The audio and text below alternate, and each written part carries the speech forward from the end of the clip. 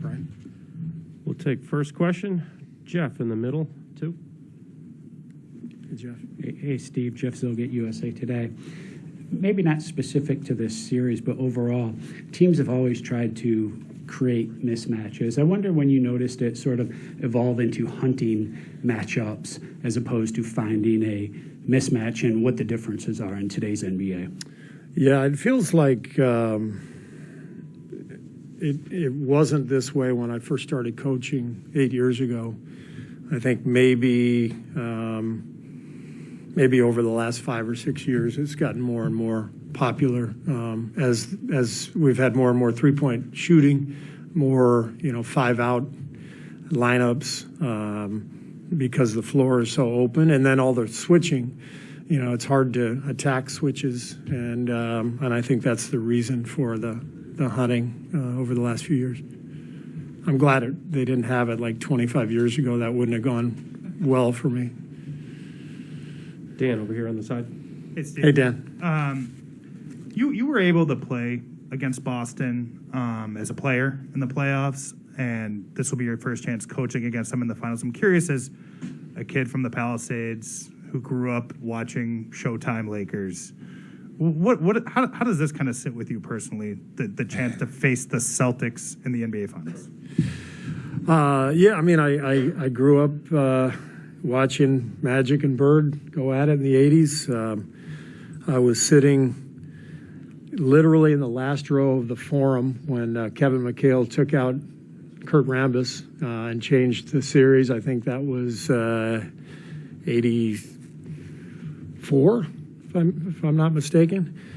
And some of my favorite memories as a player was playing in Boston Garden. I remember starting a game early in my career. We had a couple guys injured, and going out to half court and bumping fists. Larry Bird actually said, "Good luck, Steve." And I was like, "You too, Larry." And I was like, what is happening right now? It was surreal, and it was thrilling, to be on the Garden floor. And so there's a mystique that exists with the Celtics for sure. Incredible franchise, incredible history, and for me, just having grown up, watching those games and being a fan, it's pretty cool to be coaching in the finals against them. Joe here in the second row. Hi, Steve. Hi, Joe. How do you think you're going to list Peyton, Porter, and Andre? All three will be questionable. All three took part in our brief scrimmage today, and we'll see how they turn up tomorrow. So, but it was a good sign that all three were able to have contact today. Right here in the front. Hi, Steve. Okay. How have you seen some of your younger players kind of just handle heading into this circus that is the finals, the less experienced guys, and even guys like Andrew, who is a veteran but hasn't played at this stage before?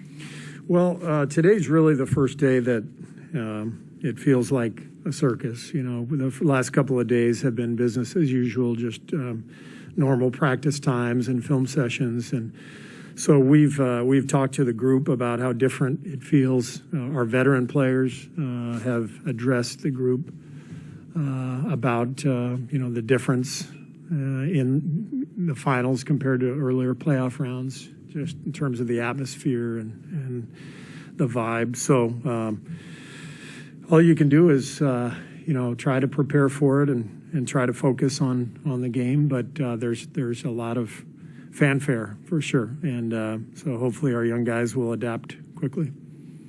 Steve on your right. Steve, when you played in this, it was 2-3-2 format. Since you've coached in it, it's the 2-2-1-1-1 like the other rounds. What stands out for you thinking about those 2-3-2 situations in terms of the changeover? And given that we're coast to coast now, how do you weigh the extra air travel compared to the home advantage situation? I like 2-2-1-1-1 better. I think it's a more fair format. And given that we have a couple of days in between every game other than 3 and 4. I think both teams will be able to handle the travel, but it seems like a more fair test. What I remember was any time a team lost one of the first two at home during that era, it didn't seem right that you had to go on the road and play 3 straight road games, and I think that's why the format was changed back. Ironically, though, it hardly ever happened where the home team won the middle 3. So it was good for travel, but it feels like a more natural flow to go back to 2-2-1-1-1. Second row on the left. Hey, Steve, Bobby Manning. So this Celtics team's had a lot of success against you guys over the last couple of years here, and it feels like Marcus Smart's been there constant. You hear all the positive things people say around the league, heart and soul, the defensive player of the year, stuff like that. Can you just kind of describe from a basketball sense just the impact he has on the game? Yeah, and I coached Marcus in the World Cup a few summers ago, so along with Jason and Jalen and Kemba at the time. We had 4 Celtics on that team, so I've gotten to know these guys a little bit. Jason last year during the Olympics, so it's been fun to get to know them. But Marcus, I described him yesterday as kind of the guard version of Draymond. He's just all over the place defensively, really, really smart, anticipates plays, understands angles, the versatility to guard 1 through 5. It's all there. So there's a reason he won Defensive Player of the Year. He's a great defender and probably an underrated offensive player as well. Melissa, second row. Hey, Steve. What do you remember from going to the finals for your first time back in 2015 compared to how you're feeling heading into it now? I think like anything else, the first time you feel something, first time you do something, it's there's an unknown and mystery about it, which makes it even more exciting in a lot of ways. First time that I went to the finals as a player, it was just, kind of the same feeling. And then, if you're lucky enough to do it again, you feel like, all right, I know what to expect. It's a little different vibe, but it's still, really exciting to be part of, just knowing that, this is the pinnacle. This is what we're all trying to accomplish. So to be back here again is an amazing feeling. Last question towards the back. Steve, good to see you. Too. Usually, I look at matchups between two teams. It's usually David and Goliath. But in this instance, it seems like it's 2 Davids going toe-to-toe, specifically how you got here. When you look at this matchup against the Celtics defensively, I feel like they may just be something that's different against elite teams throughout the playoffs. What have you zeroed in on, one, and do you see the similarity between 2 Davids rather than David and Goliath? That's my old job when I was at TNT. I had to think of storylines like that. I don't dive into that kind of thing now. I just, I look at our opponent and I look at our team and I think, how can we, try to beat this team? What I see in Boston is a great defensive team, super athletic, a team that has continuity. They've been in the playoffs year after year with the same core.